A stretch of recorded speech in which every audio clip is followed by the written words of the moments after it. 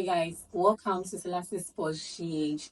Here is the review of the first leg and the semi-finals in the Champions League that went on at Signal Iduna Park at the home grounds of Dortmund, who hosted PSG. So guys, these two teams already met in the group stage in the Champions League, and the first leg it ended in a draw, 1-1, and then the second playoff two ended in a 2-1 against Dortmund. I think PSG's how do you call it matches in the Premier League is Dortmund and then Barcelona. They gave them a tough time match, and they're facing Dortmund in the semis again. Should tell you it is not going to be a joke. But going into this game, I really want to give the accolades to Dortmund's coach, which is Edin Tezek. Yeah, the surname is not really familiar, but then I'm saying this because see, I felt he took on some corrections that went on in the group stage, and it really helped him. When you look at how PSG went into this game, I think Enrique didn't pay much attention to these petty things, and he went against him. We also have Dortmund outplayed PSG. They didn't know their way out on the field of play. All they wanted was just the 90 minutes to be up for them to end the game. So thumbs up to Dortmund for winning, for getting that 3 points in their own home grounds. But then, let me go into this match and then give you some of the formations that went on in this game. So,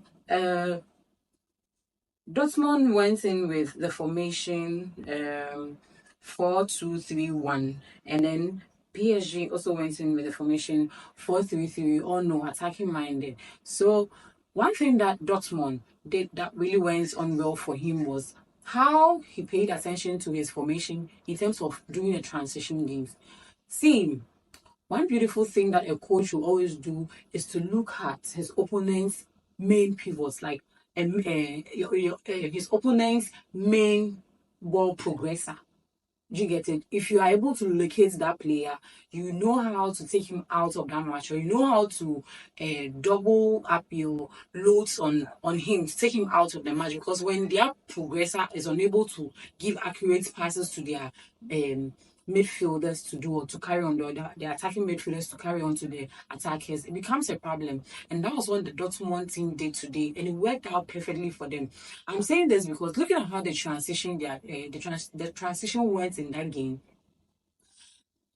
Eden made sure this guy, how do you call it, Ademiye. Yeah, I'm not too familiar with the Dortmund players. Yeah, Ademiye, Adeyemi, sorry. Yeah, and then Emi Khan. They took Hakimi out of this game. They took Hakimi out of this game. I don't know how you watched the match, but then after my review, you can just go and watch some of the highlights and you understand what I'm trying to say. They took him out of this game, and when they took him out of this game, we all saw how the Dortmund players were constantly overlapping. Dortmund created their defense high line outside their 18-yard box. So when they are trying to defend, right? When they are trying to defend, you will see how do you call it? Adeyemi, and then Emiken, Adeyemi would drop back to meet the fallback of the Dortmund players. Then they become 5-3-2. When they become 5-3-2, we will see Emiken trying to do what? Attack Hakimi and then take the ball from him, so that Hakimi will not give that accurate pass to Vitinha. Because when it gets to Vitinha, it either goes to Dembele or it goes to Bakola. And when Bakola takes the ball, you definitely cross in for Mbappe to score, because the first 45 minutes, Enrique was playing, how do you call it, Mbappe at the number 9 role. So he played him, and he didn't really know what he was doing. So how the Dortmund players defended, it was so well that their defense line was always outside the 18-yard box. So by the time the Adeyemi would go to help Emiken to dispossess the ball from Vitinha, you will see that they are able to set up a defense like 4-4-2. So the 4-4-2, then that was when this guy, Nico Schlotterbeck gave that accurate pass. So it was a kind of a counter, but it wasn't really a counter because the defense line was just in front of the 18-yard box. So what they were not sitting deep down. Do you get it? So he gave that accurate, how do you call it? A pass to Nicholas, and then Nicholas just swept it in, and it went into their favor. What I feel that defensively went on well for, how do you call it, Dortmund is you always try your possible best to close those space that your opponents will do what to get to punish you. Dortmund did that in front of their 18 yards, spread wide to do what to block or to not to give them the space to even run through the flanks to even cross for them to even clear. So if you notice if you notice from this game the statistics, you notice they didn't even play match corners.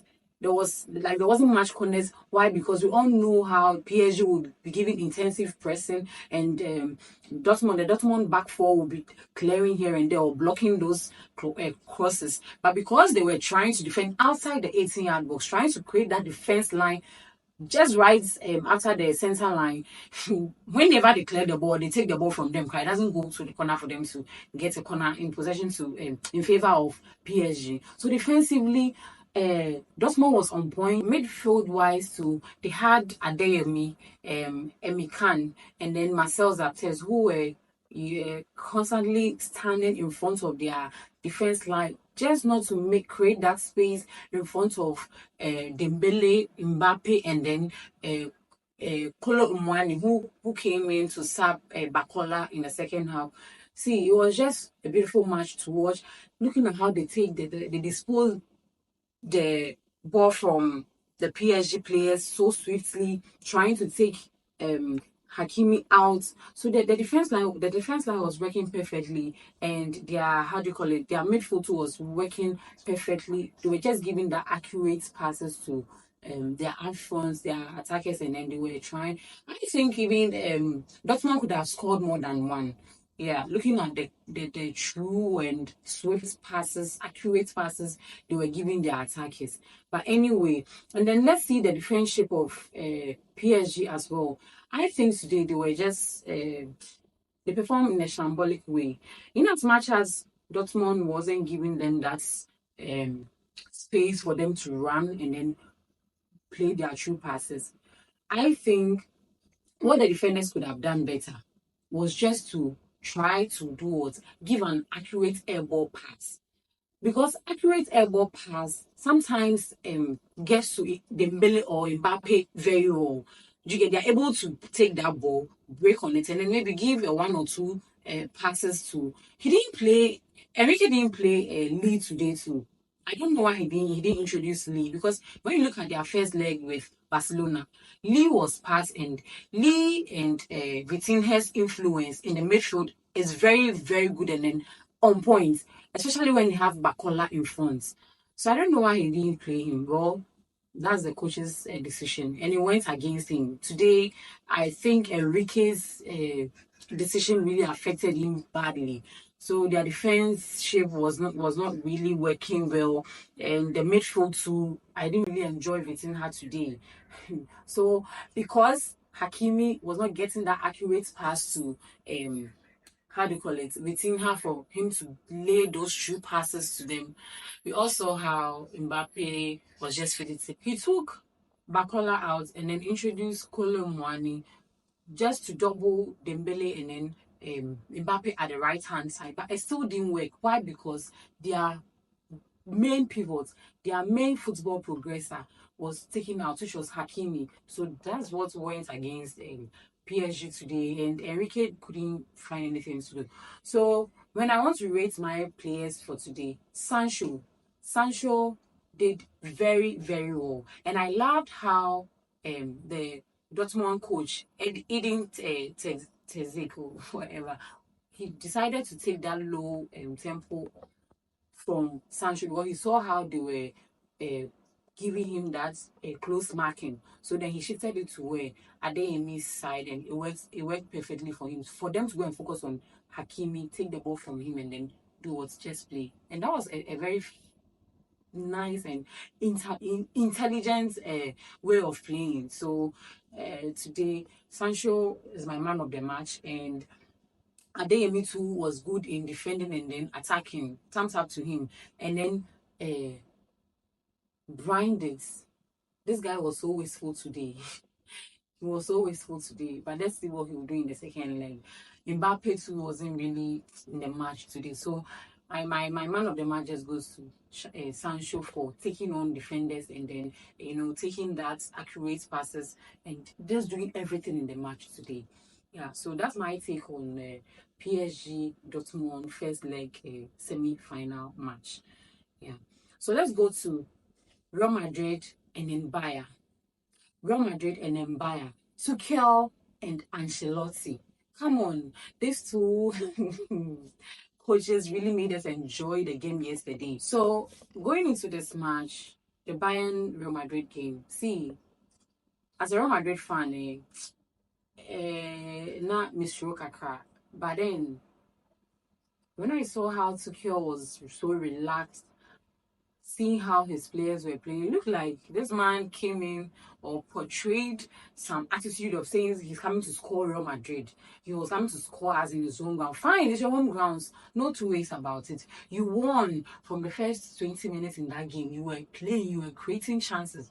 And we all know what Real Madrid will do. Ancelotti will be on the other side to look out for space and what he will do. Even yesterday, we were not really defending like how we defended against City.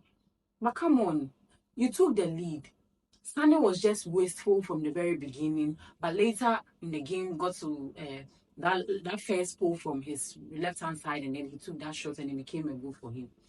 After that, you had Musiala, who was your man of the match, who was that main football progressor yesterday, taking winning a lot of fouls for you, which created so much set pieces for Bayern yesterday to the extent that he even won the foul for you, and then Harry Kane took on that game, that penalty to take you into the league. So then I don't know what Gnabry has got to do in this game. At the 80th minute, you were leading. We all know what Ancelotti did by taking Jude Bellingham out. Jude Bellingham was being played as a number 10 yesterday. He was just in that free role. But as a coach, if you know how your players are, so if your player is not really playing to the max or how you know this player to deliver in this particular match, any coach will do what will sap him. That doesn't mean he's bad. It's just that he's not really focused in the game, or he's not really tactically inclined in that particular game. So you just want to take him out so that you bring somebody who can read the game very well and then play. And that was the beautiful thing that Tuchel did in his lineup yesterday by introducing Thomas Muller. Well understood, because that experience had to be in his lineup. But Ancelotti decided to bench Madrid because he knew as and when to bring him in. That was when he took Jude Bellingham out and then introduced Madrid. And immediately I saw Madrid coming on standing on the touch line in the first place. I was like, no, he's going to be that game changer in this game. So if Kerr is not taking for Tuchel, he's going to end up with a draw in that game. And it happened. Why? Because you don't change your formation, you don't move, or you don't easily get swifted away or pushed away by how your opponent will react in a game. Just stick to your formation. That's if it's really working for you. Stick to it. You were in the lead as at 80th minute, 79 to 80th minute. Madrid came on 73rd minute. So Madrid fine was doing those dirty works, giving accurate passes, doing down dwells and all those things. So fine, you felt pressured.